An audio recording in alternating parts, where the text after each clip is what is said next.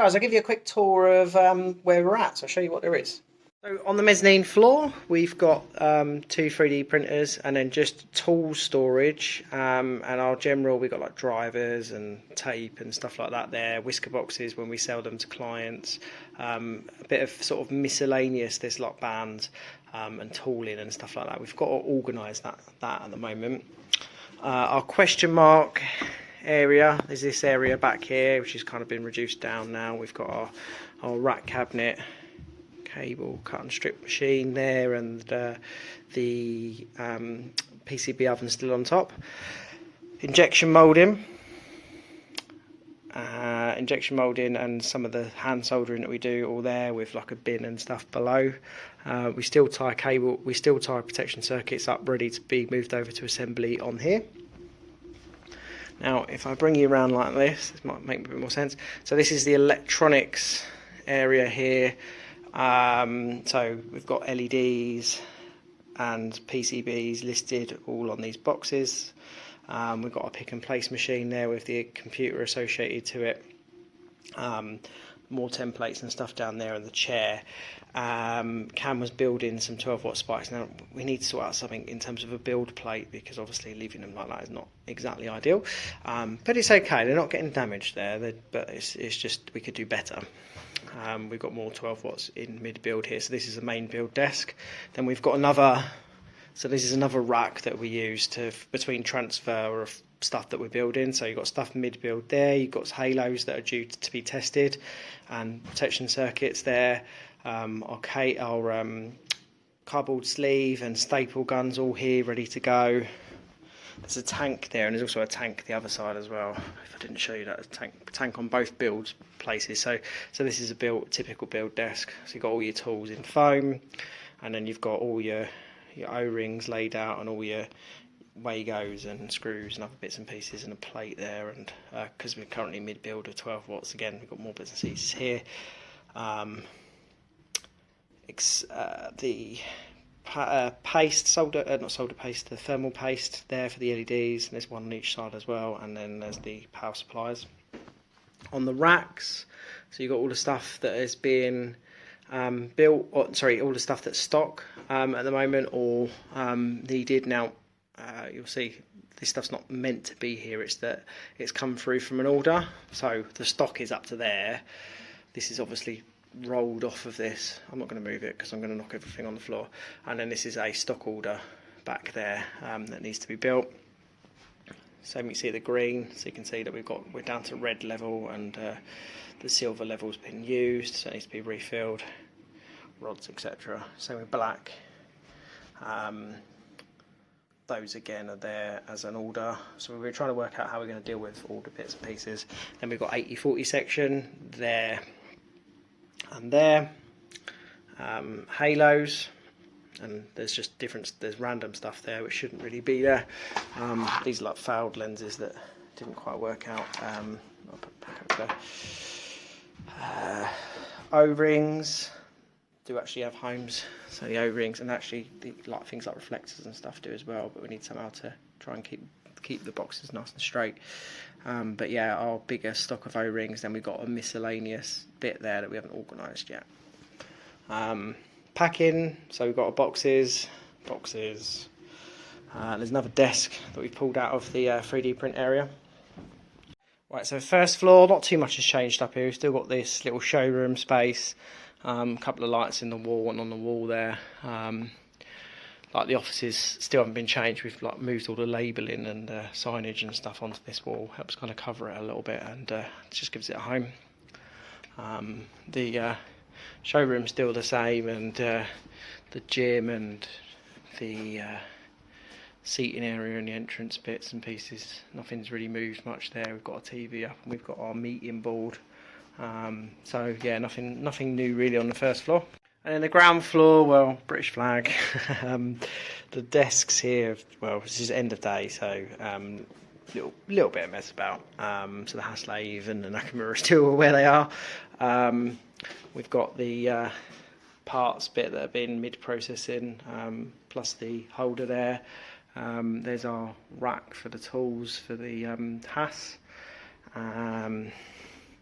tanks and the compressor measuring probe has moved to here. The Nakamura inspection table, I suppose. For some reason we can't locate all of the eyelid plates, but it might be that they're upstairs. And Max is still organising this. And there's the rack that's for the Nakamura. Then we've got the anodised tanks, sandblaster, and the sanding area with Liam's fantastic little extraction improvement. Tapping arm. We've got that's quite handy having the 4-jaw chuck in the vise there, because it's great for holding some of the round parts like these spike tops, etc. for sanding. Does make life a little bit easier. We've got the anodising jigs and stuff hanging up on that rack there. We've still got space ready to put another socket in over here, really. Powder coat area remains pretty much the same, apart from the air hood in there as that addition. Not much. The only thing I'd say is, see that he's turned it off again. It's meant to be left on. It's meant to come on and off with the lights, and it doesn't get left off by accident. But yeah, that's about the face of it, really. I mean, we had Nicholson's in today, and they remarked at how amazing it was that we get so much done in a small space, and it is a very small space. So we manage. Coming from the garage, it's huge space to us. So as you can see, we made some pretty decent progress on really kind of improving the space. And that was the end of the day, so it was a bit messy. We need to get better.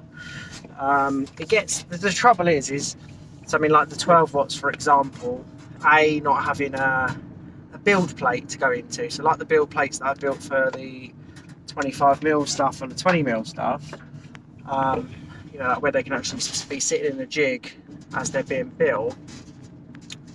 12 watts don't have that, and it's kind of because of the size and the weight and whatnot, but it's definitely something that we could do, and we need to, really, because we want to try and treat every portion of the product all the way through as like the product onto the next process, as if we're treating the next person in our process as our customer. I've heard the saying before, or similar saying of some sort of wording like that, but Jamie recently, who's moved on to another company, sort of messaged me and said that to me. He said, that's how they kind of treat you at a new place. And I'm like, no, thanks for saying that again, because it's important. It is, that's how everyone should be treating each part of the process.